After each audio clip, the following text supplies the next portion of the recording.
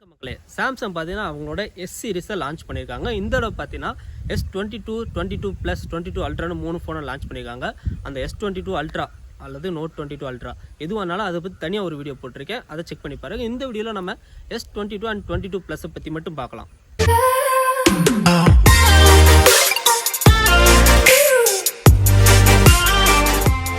Samsung பார்த்தீங்கன்னா இந்த S22வையும் 22 plus இருக்கிறதே மறந்துட்டாங்கன்னு நினைக்கிறேன். ஏன்னா S22 அல்ட்ராவுக்கு கொடுத்த முக்கியத்துவத்தை இந்த S22, 22 ப்ளஸ்க்கு கொடுக்கவே இல்லை. ஏன்னா S22ல இருந்த மாதிரி சேம் அப்படியே தான் கொடுத்துருக்காங்க. ஏதாச்சும் ஒரு பெரிய அப்கிரேட் கொடுத்துருப்பாங்க, அதுலேருந்து இந்த வீடியோ ஸ்டார்ட் பண்ணலான்னு பார்த்தா அந்த மாதிரி ஒரு அப்கிரேடுமே இல்லைங்க. சீரியஸாக ஒரு அப்கிரேடுமே இல்லை, சேம் ஃபோன் தான். நான் வேணால் ஸ்பெசிஃபிகேஷன் சொல்கிறேன், நீங்களே அதை முடிவு பண்ணிங்க. ஃபஸ்ட்டு டிசைன்லேருந்து ஸ்டார்ட் பண்ணுவோம்.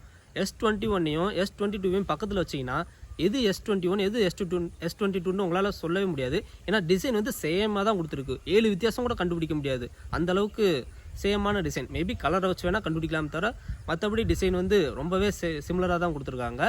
நான் வந்து அது குறை சொல்லலை, ஏன்னா இது ஒரு நல்ல டிசைன் தான், எனக்கு ரொம்ப பிடிச்ச டிசைன் தான். பட் எந்த ஒரு சேஞ்சுமே இல்லை. டிஸ்பிளேன்னு பார்க்குறப்ப S22ல் பார்த்தீங்கன்னா 6.1 இன்ச்சுக்கான ஸ்க்ரீன் சைஸும் S22 ப்ளஸில் 6.6 இன்ச்சுக்கான ஸ்க்ரீன் சைஸும் கொடுத்துருக்காங்க. மற்றபடி ரெண்டுத்துலேயுமே பார்த்தீங்கன்னா டைனமிக் AMOLED 2Xக்கான AMOLED டிஸ்பிளே கொடுத்துருக்காங்க. 120 ஹெர்ட்ஸ்க்கான ரெஃப்ரெஷ் ரேட் இருக்குது. 1080pக்கான ரெசல்யூஷன் கொடுத்துருக்காங்க. HDR10+ சப்போர்ட் இருக்குது. Ultrasonic fingerprint scanner, always on ப்ரொடெக்ஷனுக்கு வந்து கார்னிங்கோட Gorilla Glass Victus ப்ளஸ் கொடுத்துருக்காங்க. ஃப்ரண்ட் அண்ட் பேக் ரெண்டுத்துலேயுமே லாஸ்ட் டைம் மாதிரி பிளாஸ்டிக்லாம் இல்லை, இந்த தடவை கிளாஸ் படியே கொடுத்துருக்காங்க. ஆனால் பிரைட்னஸ் மட்டும் பார்த்தீங்கன்னா S22ல் 1300 நெட்ஸ் கொடுத்துருக்காங்க. 22 ப்ளஸில் பார்த்தீங்கன்னா 1750 நெட்ஸ் கொடுத்துருக்காங்க. 1300 நெட்ஸே ரொம்பவே போதுமானது தான், அதுவே நல்ல பிரைட்டான டிஸ்பிளே தான். ஸோ பிரைட்னஸ் வந்து பெரிய ப்ராப்ளமே இல்லை. எப்படி பார்த்தாலும் பார்த்தீங்கன்னா பெசில்ஸ்லாம் தின்னாக கொடுத்து சென்டரில் பஞ்ச் வச்சு இந்த தடவை ஃப்ளாட்டான ஸ்க்ரீன் தான், எந்த ஒரு கர்டு எதுவுமே கிடையாது. ஸோ இது ஒரு இண்டஸ்ட்ரியில் பெஸ்ட்டான ஒரு டிஸ்பிளே தான் கொடுத்துருக்காங்க. 6.1 இன்ச்சில் 7.6 mm தான் திக்னஸ், 167 கிராம் தான் வெயிட்டு. ஸோ இந்த S22ன்றதுக்கு ஒரு காம்பேக்டான ஃபோன். 22 ப்ளஸ் வந்து 6.6 வந்து கொஞ்சம் பெரிய ஃபோனாக இருந்தாலும் 7.6 mm தான் அதுலேயும் திக்னஸ், 195 கிராம். அதுவும் கையில் ஹோல்ட் பண்ணுறதுக்கு பெரிய ப்ராப்ளமே இருக்காது. ஸோ இன்ஹேண்ட் ஃபீல் வந்து ரெண்டு ஃபோன்லேயும் ரொம்பவே நல்லா கொடுத்துருக்காங்க. பர்ஃபார்மன்ஸ்னு வர்றப்ப வழக்கம் போல் இதில் ஸ்னாப்ட்ராகனோட 8 Gen 1 லேட்டஸ்ட் ப்ராசஸர் கொடுத்துருக்காங்க. ஒரு சில கண்ட்ரீஸில் வந்து எக்ஸினோஸோட 2200 ப்ராசஸரும் கொடுத்துருப்பாங்க. ரெண்டுமே 4 nm பில்ட் பண்ணியிருக்க ப்ராசஸர் தான். அதுவும் இல்லாமல் எக்ஸினோஸை பற்றி ஒரு சில பேர் கம்ப்ளைண்ட் இருக்கலாம். பட் இந்த தடவை பார்த்தீங்கன்னா AMD கூட கொலாபரேஷன் பண்ணி ரொம்பவே ஒரு பவர்ஃபுல்லான பர்ஃபார்மன்ஸ் கொடுக்கக்கூடிய ப்ராசஸர் தான் உருவாக்கியிருக்கோம் அப்படின்னு சாம்சங் சொல்கிறாங்க. பட் ஒரு சர்ப்ரைசிங்கான விஷயம் என்னென்னா, இந்த தடவை US, சைனா மட்டும் இல்லாமல் இந்தியாவிலையுமே ஸ்னாப்ட்ராகன் வெர்ஷனோட தான் இந்த ஃபோன் லான்ச் ஆக போகுதுன்னு நிறைய ரூமர்ஸ் வருது. சாம்சங் வந்து இன்னும் கன்ஃபார்ம் பண்ணலண்டாலும் நிறைய வெப்சைட்டில் வந்து கன்ஃபார்மாகவே சொல்கிறாங்க இந்தியாவில் வந்து ஸ்னாப்ட்ராகன் 8 Gen 1 தான் இந்த ஃபோன் லான்ச் ஆக போகுதுன்ட்டு.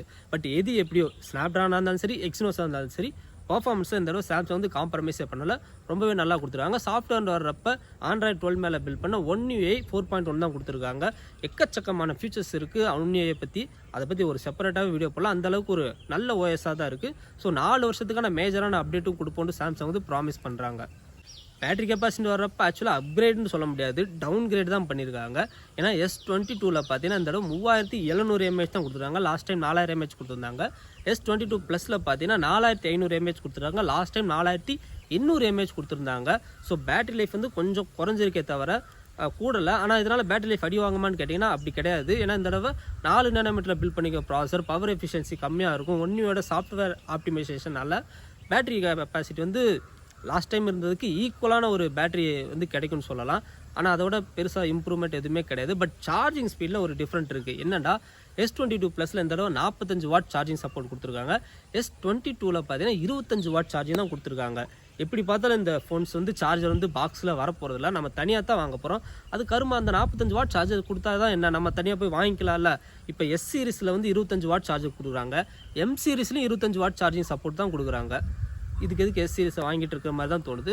இது இல்லாமல் 15 வாட்க்கான வயர்லெஸ் சார்ஜிங் சப்போர்ட் இருக்குது, ரிவர்ஸ் வயர்லெஸ் சார்ஜிங் சப்போர்ட்டுமே இருக்குது.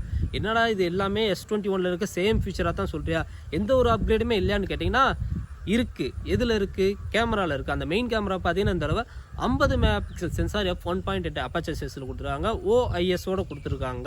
ஸோ இதுதான் ஒரு மேஜரான அப்கிரேட். மற்றபடி அதே 12 MP ultra wide, 10 MP 3x telephoto lens கொடுத்துருக்காங்க. இந்த 50 MP கொடுத்தனால ஃபோட்டோவோட குவாலிட்டி வந்து கூடும். அது மட்டும் இல்லாமல் இந்த தடவை மெயின் கேமராவை யூஸ் பண்ணியேவும் உங்களால் 8K வீடியோஸ் எடுத்துக்க முடியும். லாஸ்ட் டைம் பார்த்தீங்கன்னா டெலஃபோட்டோ லென்ஸ் யூஸ் பண்ணி தான் உங்களால் 8K வீடியோ எடுக்க முடியும். அதில் பார்த்தீங்கன்னா அந்த ஃபீல்ட் ஆஃப் வியூலாம் கம்மியாக இருக்கும். இந்த தடவை மெயின் கேமரா யூஸ் பண்ணி 8K வீடியோ எடுக்கிறனால ஃபீல்ட் ஆஃப் வியூ வந்து அதிகமாக இருக்கும். ஏன்னா இதில் 8K வீடியோ 24 FPS எடுத்துக்க முடியும், 4K வீடியோ 60 FPS எடுத்துக்க முடியும், 1080p பார்த்தீங்கன்னா 240 FPS உங்களால் எடுத்துக்க முடியும். ஃப்ரண்ட்டில் பார்த்தீங்கன்னா 10 மெகா பிக்சலுக்கான செல்ஃபி கேமரா கொடுத்துருக்காங்க. அதை யூஸ் பண்ணி உங்களால் 4K 60 வரைக்கும் வீடியோ எடுத்துக்க முடியும். அது மட்டும் இல்லாமல் போர்ட்ரேட் மோடு, ஒரே டைமில் செல்ஃபி கேமரா, ஃப்ரண்ட் கேமரான்ட்டு எல்லாத்தையுமே செல்ஃபி கேமரா, பேக் கேமரான்ட்டு எல்லாத்தையுமே யூஸ் பண்ணி உங்களால் வீடியோ எடுக்க முடியும். கேமராஸை பொறுத்தளவுக்கு எக்கச்சக்கமான ஆப்ஷன்ஸ் கொடுத்துருவாங்க, நிறைய ஃபீச்சர்ஸ் கொடுத்துருவாங்க. ஸோ கேமரா தான் என்னை பொறுத்த வரைக்கும் ஒரு மேஜரான அப்கிரேட். மற்றபடிக்கு வேறு எந்த அப்கிரேடுமே இல்லை. மற்றபடி இதில் 5G இருக்குது, டூயல் ஸ்டீரியோ ஸ்பீக்கர்ஸ் இருக்குது, அல்ட்ராசானிக் ஃபிங்கர் பிரிண்ட் ஸ்கேனர் கொடுத்துருக்காங்க, IP16 water and dust resistance இருக்குது, NFC, ப்ளூடூத் 5.2, Wi-Fi 6E வந்து 22+லேயும் Wi-Fi 6 வந்து 22லேயும் கொடுத்துருக்காங்க. மற்றபடி எல்லாமே சேம் தான். ப்ரைஸ் பார்த்தீங்கன்னா இந்த பேஸ் வேரியண்ட் வந்து 8GB RAM 128GB ப்ரைஸ் வந்து யூஎஸில் S22 ப்ரைஸ் $800 லான்ச் பண்ணியிருக்காங்க. கிட்டத்தட்ட இந்தியாவில் ஒரு 60,000 வரும்னு வச்சுக்கோங்களேன். S22+ பேஸ் வேரியண்ட் வந்து $1000 இருக்குது. ஸோ இந்தியாவில் வரும்போது ஒரு 75,000 வரும். ஸோ இந்த ப்ரைஸுக்கு இந்த ஃபோன் வாங்கலாமான்னு கேட்டிங்கன்னா, புதுசாக யாராவது இப்போ தான் ஃப்ளாக்ஷிப் ஃபோன் வாங்க போகிறேன் அப்படின்னு நினச்சிங்கன்னா நீங்கள் வாங்கலாம். ஆல்ரெடி உங்கள்கிட்ட ஒரு S21 சீரிஸ் இருக்குன்னா டெஃபினட்டாக வாங்கவே வேண்டாம். இது வந்து அவ்வளோ ஒருத்தான அப்கிரேட் கிடையாது. இல்லைனா புதுசாக ஃபோன் வாங்க போகிறவங்க S21 ப்ரைஸ் வந்து இப்போ ட்ராப் ஆகும், அதை கன்சிடர் பண்ணிங்கன்னா அதுவுமே ஒரு நல்ல டீலாக இருக்கும்னு தோணுது. ஸோ உங்களோட கருத்துக்கள் என்னென்று கீழே கமெண்ட்டில் சொல்லுங்கள். அடுத்த நல்ல ஒரு வீடியோவில் பார்க்கலாம். தேங்க்ஸ் ஃபார் வாட்சிங்.